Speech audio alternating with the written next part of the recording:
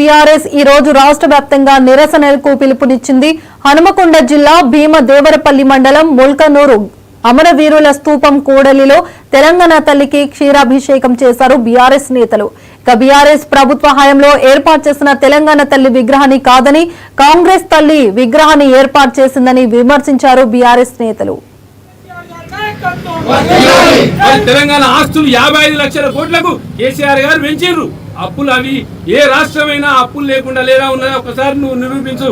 నువ్వు వచ్చిన గంటలు కూడా 1,11,000 కోట్ల అప్పు తీసుకొచ్చినావు. వాటితో ఏం చేసినావు మాకు చెప్పాలని చెప్పి మేము అడుగుతా ఉన్నాం.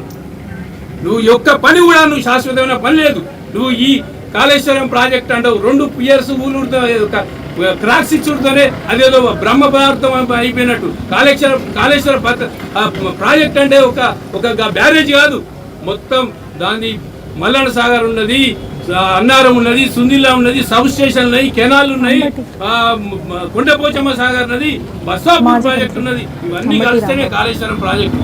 ఇలా కేసీఆర్ గారు నిరంతరం విద్యుత్ సరఫరా ఎక్కడ ఆగిపోతుందని చెప్పి ఈరోజు 7,000 మెగావాట్లకు ఉన్నటువంటి విద్యుత్ ఈరోజు 20,000 పైన మెగావాట్లు చేయించిన ఘనత కేసీఆర్. ఈరోజు ఒక్క నిమిషం కూడా కరెంటు పోకుండా ఉండేటువంటి దీర్ఘకాలిక వ్యూహంతో ఒక దూరదృష్టి